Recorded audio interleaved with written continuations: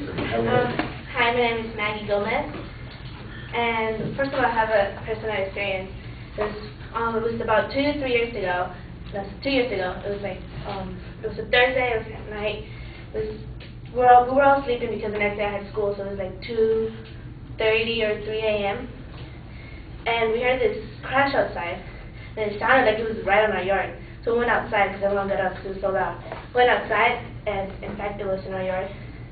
Some guy, 18-year-old guy, he was driving under the influence of alcohol, and he crashed into our fence and into our van, and it was parked right in our yard. So we called the police. The police came and took him. His parents had to pay for the fence, to repair the van, and obviously their car. So my topic is underage drunk driving. Since 1984, Congress passed a law called MLDA, Minimum Legal Drinking Age Law, of 21 and older. Many people do not understand why they have to wait till they turn 21 to drink legally. Some suggest that America should lower the legal drinking age. My main claim, one of the main factors for the decrease of statistics on drunk driving is because of MLDA, the minimum legal drinking age of 21. Some of the definitions is alcohol-impaired crashes are crashes that involve at least one driver or motorcycle rider with blood alcohol concentration of 0.08% or above. The BAC is blood alcohol content on the blood, obviously, and the DUI is driving under the influence of alcohol. Secondary supporting claims. My first secondary claim is the MLDA Safe Lives. According to the MADD, Mothers Against Drunk Drivers organization, the 21 minimum drinking age law the 21 minimum drinking age law had saved under nearly 25,000 American lives. The number of young people killed in alcohol-impaired crashes decreased more than half ever since the law was approved. According to Centers for Disease Control, the 21 minimum drinking age reduces fatalities on the road by 16%. Alcohol driving has major consequences with underage people. The person's brain does not fully develop until his or her early and mid-20s. Therefore, while an underage is driving under the influence, alcohol negatively affects all parts of the brain, such as coordination, emotional control, thinking, decision-making, hand and eye movements.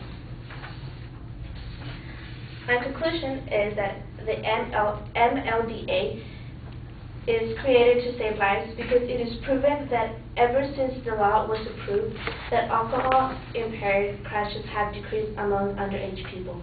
The consequences of driving under the influence of alcohol are larger when the consumer is underage.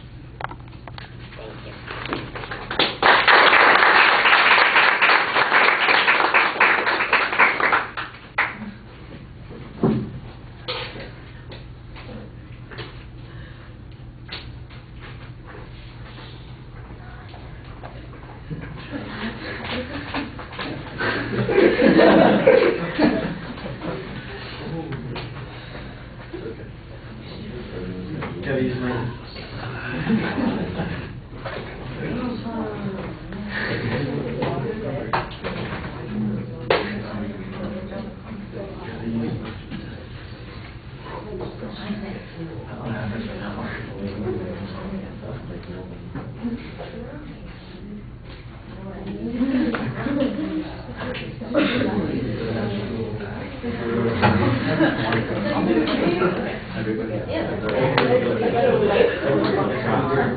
All right, Maggie, the personal story that you have, at the beginning is your attention device does go on a little while, and it's actually 1 minute and 34 seconds into the speech before you actually get to the claim. We know what your topic is, but that's kind of a long way to wait until we know what the proposition is. You define BAC and DUI. I'm not sure that those were terms that were going to be particularly problematic for the audience, so maybe you could have saved a little bit of time there to develop some more content for the argument. There's a little bit of background on the issue, and that's okay. There's no real preview of what the structure is going to be. That you did a good job signposting the first of your major supporting points, but after that I didn't hear any more signposting, so that was a little bit problematic. The example that you have, like I said before, that's a good personal illustration.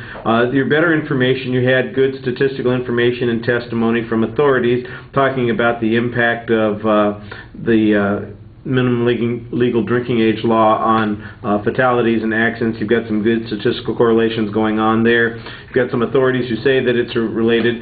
The argument about brain development, I think that might be your second supporting claim, but it's not very well organized, and it needs to be integrated into the speech a little bit more, because it just kind of appears there without any rhyme or reason. And I think that there are good ways to put it into the argument, but you need declarative sentences for doing so.